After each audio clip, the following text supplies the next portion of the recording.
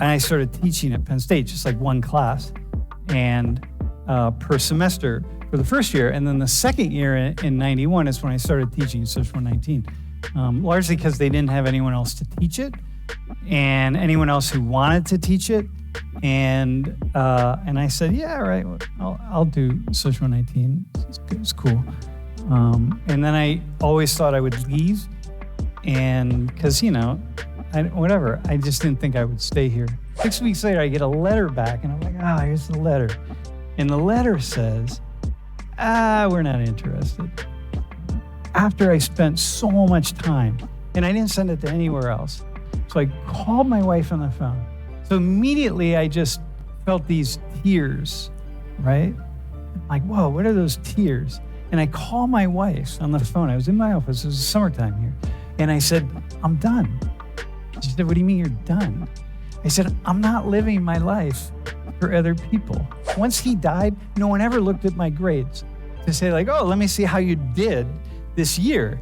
It's like, did you pass? Did you not? No one. I don't ever remember my mom or anyone ever looking at my grades. I would just get my grades and look at them, and they meant nothing to me, like nothing at all. I would just take them home and do whatever, and that was it. I spent 5 years going back and forth to Latin America. I've been living in Ecuador, doing research, and from really kind of 85 to 90, but in 89 and 90, I spent the whole year there, the entire year. And I came here just kind of by accident, because my girlfriend at the time, she came here for grad school. And so I just came up here on a whim, because I'm like, we wanted to live in sin together. So, and I started teaching at Penn State, just like one class, and per semester for the first year. And then the second year in 91 is when I started teaching Social 19, largely because they didn't have anyone else to teach it and anyone else who wanted to teach it. And I said, yeah, all right, I'll do Social 19. It's cool. And then I always thought I would leave, and because, I just didn't think I would stay here. I'll tell you a story, man. So in the academy, what we do is, when you go to graduate school, if you want to get a job as a professor at a place like this, you build up a resume, or we call it a vita, and you got to have all your publications and your grants and all that kind of stuff, right? So I spent my grad school doing that, and I came here to write my dissertation, and then I was writing a book. And the book, my dissertation was the book, and then it was going to be a book, and so I spent a lot of time working on it in like 92, 93. And I sent it off to the #1 publishing house in sociology. And I've never told this story in this class. It's wild. They had this series, and I just was like, the top publishing house, man. And I just sent it off, some chapters off to them. And I said, hey, what do you think about this book for this particular series? And they wrote back and they said, that book would be perfect.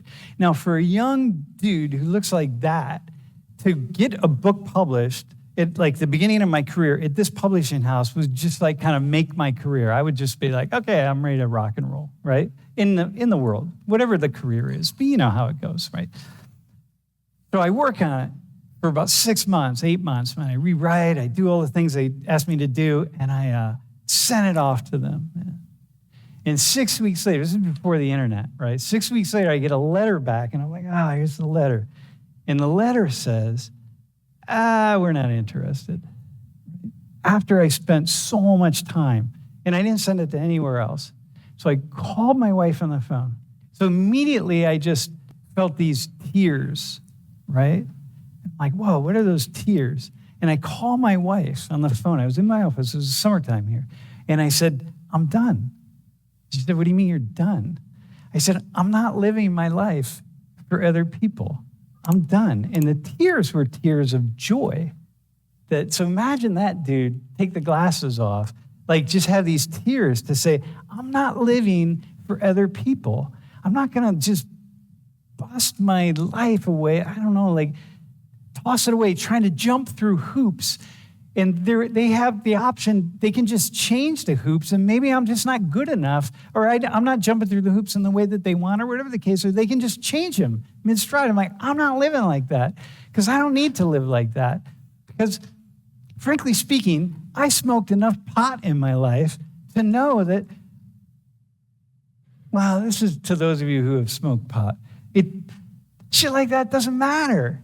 You know what I mean? It doesn't matter. And so I was like, oh, all right. And so that was it. I took the book. It was sitting on my shelf, right? It was sitting on my shelf, ready to send off to them, all the pages. I put it on this other shelf, and it's still sitting there 30 years later. Haven't touched it. Never sent it anywhere else. And I got off what we call it, like the tenure track and stuff. I got off all that. I said, yeah, man, I'm just going to live year by year. I don't really care. I'm just going to live. We don't care. So that's how we've lived since then. It's just like whatever happens, happens. It's all good. And awesome. So anyway, and so I just never left here. We always thought we would leave, and we never did. And somehow we're just, just doing it's fun. It's fun. I really like what I like it. It's really interesting. I'm a little bit of an iconoclast, okay? So that's my dad, who is, in that picture, is younger than I am now. Right? I'm 62. He was probably maybe 61 in that picture, 60. The thing is, my parents, who were older my mom was 45 when I was born, they didn't care. So I'm dressed in pink, right? So, pink is for little girls, right? I mean, it's not really. Pink used to be the color for boys, by the way. In the beginning of the 20th century, pink was the color for boys, and blue was the color for girls, and then somehow it got switched. And now we're all so gender fluid that it doesn't really matter, I suppose. But, and that's my doll. So my parents were cool, whatever. You have pink, you have a doll, it's all good, doesn't really matter, right? So my whole life, I've been living outside the box. From a very young age, I was allowed to be outside the box, meaning I didn't have to follow the rules of sociological conduct that are more typical. Well, so my father died, that dude right there, died in 1970 when I was 9 and a half. And then I was really on my own. I really raised myself. So he was really into school and math and science and all of that. We were working class, by the way. Like I started working full-time when I was 14. I had a job when I was 11, working full-time when I was 14. And, the kind of stuff, because I had to, because my mom was trying to survive. And school was a place where I just went to have fun with my friends. But I never took grades seriously. Like, why would I? Because I didn't have to, because I had no one ever looked at once he died, no one ever looked at my grades to say like, oh, let me see how you did this year. It's like, did you pass? Did you not? No one. I don't ever remember my mom or anyone ever looking at my grades. I would just get my grades and look at them, and they meant nothing to me, like nothing at all. I would just take them home and do whatever, and that was it, right? But I loved to read. Like I would go to the library. My neighbor would take me to the library, and I'd get a stack of books like this. And then in 3 weeks' time, I would just consume the books, and I would go back and get more. And I used to like to read. In fact, in high school, I would skip class because class just sucked. And I would go down to the library. Well, first I'd often go out to the railroad tracks and then I'd go down to the library, and I would just hide in the back of the library and read books, And I was like an athlete, and I would do all sorts of things, but that was my thing. So I never had my soul crushed by school. Like my guess is many of you probably have. Like, you're consumed with getting good grades and getting a job and doing this and getting into grad school, doing whatever you're supposed to do because you don't know. Because, you have to die to realize what life is all about, to come back. And that's kind of a hard thing to do, to realize that it just really doesn't matter. But nonetheless, And then, and so that's my beginning of my life, okay? School's not really important. School was a place to have fun and a place to find books that I could read, all right? So then, because you got to be wondering, how did I get here, right? So I went to college, but when I started college, I was working full-time, and I was a musician. So I started playing drums when I was 12. We were always playing in bands, and I was playing in bands my first couple of years of college, too, like throughout. And we'd play in bars and clubs and stuff, and then, I'd get home late. And so at the end of 2.5 years of college, I was halfway through my freshman year, because I'd start with a full load, and then I would just stop going to class. And it's just, I don't know, whatever, it's how it was. But college was really inexpensive back then, right? Like in the summertime, I could work for 6 weeks. I was a house painter in the summer in those years. And I could work for 6 weeks, and I could pay my entire year's tuition. So anyway, the end of two years, I was a freshman, and my GPA was like 1.7 or something, I don't know. And then I transferred to a 2-year college because I thought, I'm never going to get a college degree. I went to University of Toledo, which I got in because they let everybody in. So, and I transferred to a 2-year college because I thought, well, maybe I'll just try to get a 2-year degree. It was a degree in business management or something. I don't know. Because I thought I'd start, I had a painting company at the time, and I thought, well, maybe I'll expand this out, I stopped going to my classes except one. And I show up, and I'm walking down the hallway, and I tell you this story because it's like, this is how life can change on a dime, okay? Life changes on a dime. Your lives have already changed on a dime. In fact, you will look back on your life, and there will be so many things that happened to you that were fundamentally consequential as a result of meeting a random chance occurrence that happened. And that's what's so cool about being my age, is you get to see all those really fascinating things. But anyway, I'm walking down the hall, I see the library, and I can go to class, which is just dreadfully boring, or I can go to the library. So I go in the library, and I'm perusing the shelves and stuff, and I see this magazine or like a journal on prisons.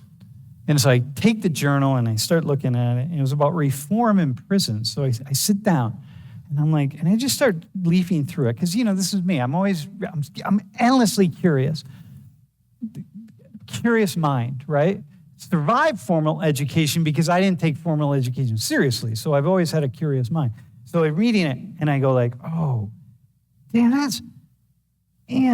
that sounds really cool about working with prisoners inside of a prison. So I go to the phone, it's like right here, right near me, and I pick up the phone, and I hit the operator, and I call the social work and sociology department and say, hey, can I talk to somebody about transferring over? And so I did. I went over to the main campus. I talked to someone. They signed me up for classes, sociology classes, the next semester, the winter quarter, actually. And that was it, man. I never looked back. Like I quit working full time. I quit playing music. I just gave up everything, and I became a student, full-time student. Did nothing but just take in as much as I can in a more formal way. In my first quarter, I took 4 classes. I got 2 C's and 2 D's, working my arse off, man. 2 C's and 2 D's. I'm like, damn, I got a long way to go, because I didn't know how to study. I didn't know how this thing worked. I could read, but I didn't know how to study. And then I stayed at it because it was so fascinating. I just loved every second of it. And then I never looked back, and then here I am. That's how I got here. So that's my journey, man. So some of us don't start by being like really great students or whatever. Some of us start with curiosity. And I'm still really curious. Am I right, bro?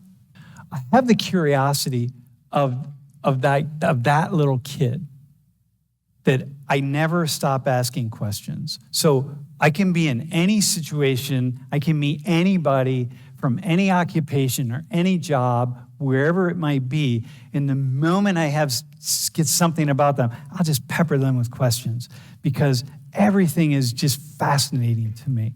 I'm a sociologist, right? So anything dealing with human beings, but kind of really anything at all, it doesn't really matter, right? This is once you get into the world of engineering and, chemistry and a lot of things, it's like physics, you gotta have, I love all that, but you gotta have a certain base knowledge to really be able to go deeper into it. But I just don't stop asking questions. So we're gonna, throughout the semester, we're gonna demonstrate that, okay? And we're gonna do these case studies, meaning that we'll have volunteers come up and, we'll do things and I'll ask you questions and you'll ask questions and we'll talk about things. And with a childlike curiosity and without a sense that there's right and wrong and without a sense that we know what the answers are. And so now, mind you, I've been in it for a long time. I've traveled all over. I've lived abroad. I've traveled all over the world. I don't know, many, many countries. I don't know, who knows, 50 maybe. A lot of times I'm going to ask questions, and my job is to ask questions with deep curiosity for you. I'm asking questions for you, not questions for me. Like I might ask questions I already know the answers to lots of things. Well, the answers, I don't know what the answers are, but anyway, so we'll just deal with that when we get to it, okay?